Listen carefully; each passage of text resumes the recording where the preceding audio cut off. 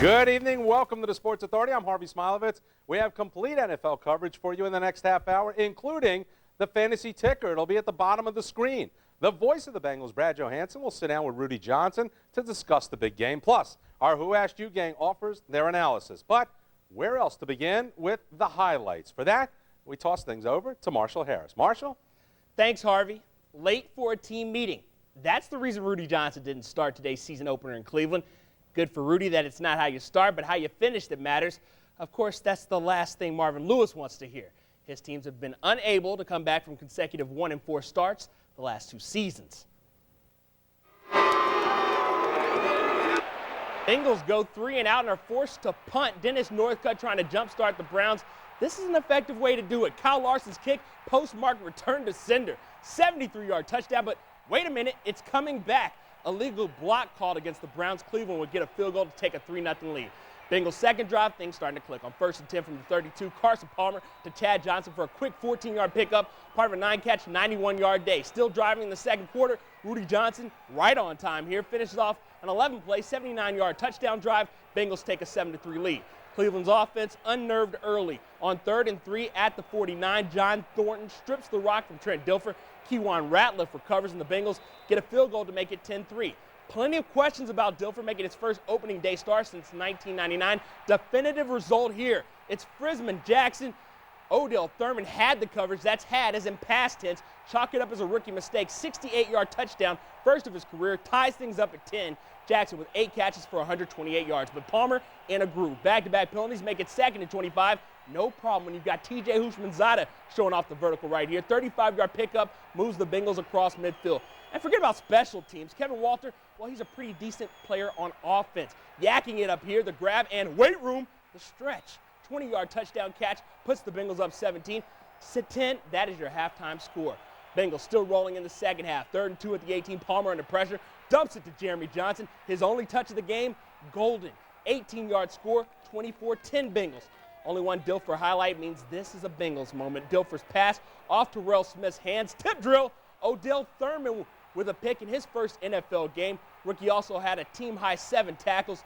14-yard return sets up a 23-yard field goal. Bengals now up 17. Palmer trying to add to it. On 3rd and 4 from the 30, Lee Bodden with other ideas. You don't have to have an afro to know what to do with a pick, but you need to make sure your teammates know where to put their hands. Illegal hands to the face called. Second, Browns touchdown called back. More problems for Dilfer. On 1st and 10 at the 24, targeting Braylon Edwards. Keywan Ratliff happy to be in the crossfire. First INT of his career. Now 27-13. Bengals with a chance to add to the lead, but on 2nd and goal at the 6, Palmer under fire. Probably should have eaten it. Instead, Bodden gets the interception, and this one counts, but the Browns can't score, and they can't stop Rudy. Guess he gets the 12th man award for coming off the pine. He finishes with 26 carries for $126. Bengals open with a 27-13 win.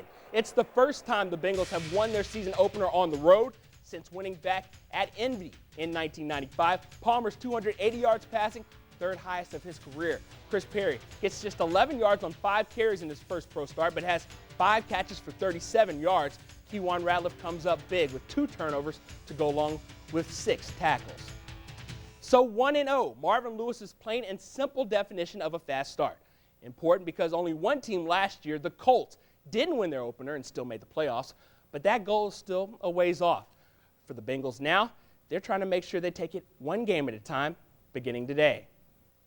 We settled down and played. We'll see why we didn't play as well or, make first downs and on offense in the first part of the game. We kind of gave up the field position there early, but we fought back in it and got it and then got the ball rolling downhill. But we got a goal set up to come in and be effective in the running game and get things going early. Our goal as a team was to come in and to run the ball offensively and stop the run defensively. I think we did that, and once you do those things, especially in a division game, you should come out with a win.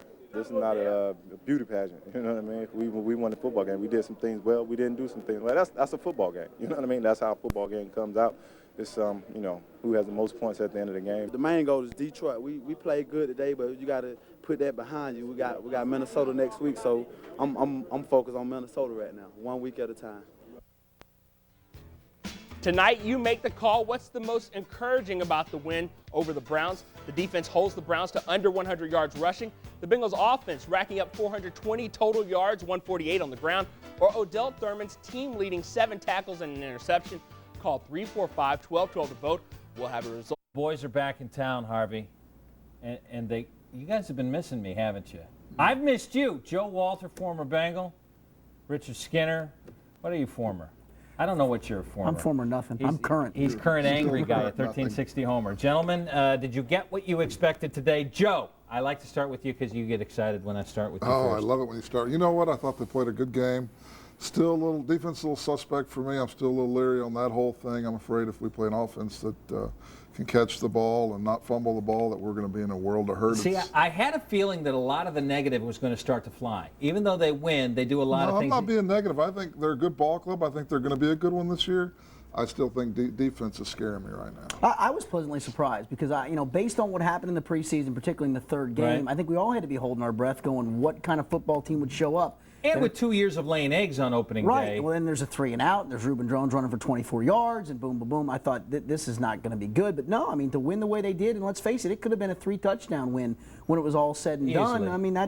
That was pretty impressive. I wouldn't have cared if they came out of there 13-12 with a win. A win is a win at this stage of the game. There was kind of a disappointment through the preseason, and maybe Carson Palmer isn't going to grow like he. But I'll tell you what, he made some throws today that a lot of quarterbacks can't make. And the 7-for-7 drive for 91 yards, it really ended up to be about like a 106-yard drive because of penalties. He's doing the kind of things that a quarterback does to win games, doesn't he? I think he's going to be a good quarterback. Of course, I've said that all along. I've never had a negative thing to say about him. Today looked great, looked very poised back there, very comfortable back there. Of course, the offensive line did a great job keeping them off of him. But just the passes, the consistency, a couple of issues where he threw the ball when he shouldn't have for the interception when he got hit.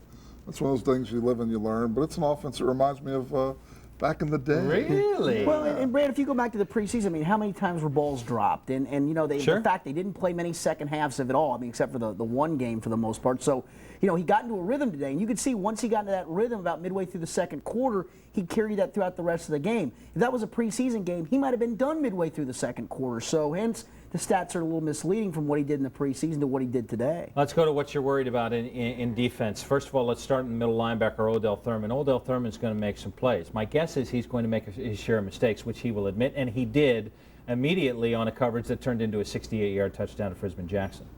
Rookie mistake. You got to live and die by him, but he's going to be a heck of a player, man. I love watching him. Oh, yeah. He's going to be fun. Yeah, that's the problem. You got a rookie middle linebacker. You're rolling the dice. Obviously, they're rolling the dice on what he can do athletically versus what he's going to do mistake-wise. He is going to make mistakes. That's why he's a rookie. But at the same time, he also comes up with an interception. He's also flying around the field. He's probably taking missteps that we don't even know. And if you only watch film, you would probably figure out once those missteps are done, and it might be next year, it might not even be this year, he's going to be a heck of a football player. David Pollack, your other rookie and your first-round draft pick, he's listed as 6 unassisted tackles. I actually talked to David, and I said, did you make 6 unassisted tackles? Because I only remember calling out a couple. Yeah, I made a bunch of plays. He's not going to shortchange himself. And I don't know exactly how he's fitting in, and they're going to move him around. It may take a little bit more time for David Pollack. Well, I would think so, because I think they still envision him in that kind of, this is goofy, a slash role between, getting his hand down on occasion, staying up on occasion, flopping to different spots on occasion. And I'm sure that week to week, Chuck Bresnahan's going to look and say, okay, he doesn't match up really well with that tackle. Let's go to this spot, or let's put him down, put his hand down. I think that's what it's going to come down to, essentially his matchups, what they can do when they match him up in the right area. I think we found Kewan Ratliff and Mediu Williams continue to find their way to the ball. Yeah, they're going to be. You know what? It's going to be a good defense. I said they're suspect they are. They've got a lot of learning. Young guys. You got Mediu, who still is. He's a second-year guy. It's a young defense. You're going to have problems. You're going to have issues. But if they keep fighting like they did today and keep playing and coming back, they're going to be a good ball club. Do you have one thing that you would like to say, okay, this needs to change to next week? No, and that's the strange part. I had so many questions after the preseason, Brad. I think we all did, of what this team could do. You'd like to see them be more consistent on defense.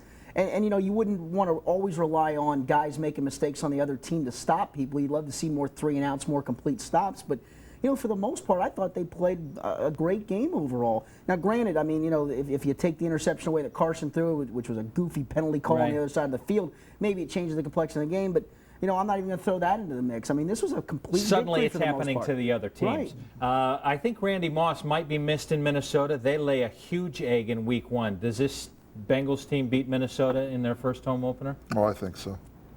Far and away. They're gone. It's over with. Joe's sounding rather confident already. I am, man. I like the way Well, they yeah, look today. I am too now. I mean, I don't want to say I was negative. I was just one of those ones that I needed to see. I mean, Marvin's one of his great quotes of all time has always been, I see better than I hear. And you know what? That was my take going into today, as I didn't see much. I heard a lot of talk in the preseason. I didn't see much. I saw a lot today. So why would you think they wouldn't win that home opener? I mean, they've taken home field advantage, and they've run with it for the most part. I think they'll do it again. Gentlemen, it's nice to be back with you. It is. It's nice to win, Happy isn't it? Sunday. It is nice to win. Harvey. You made the call, now the results. We asked what is most encouraging about the win over the Browns. 46% go with the defense, holding the Browns to under 100 yards rushing. 30% are happy with Odell Thurman's team leading 7 tackles and interceptions, and 24% encouraged by the offense.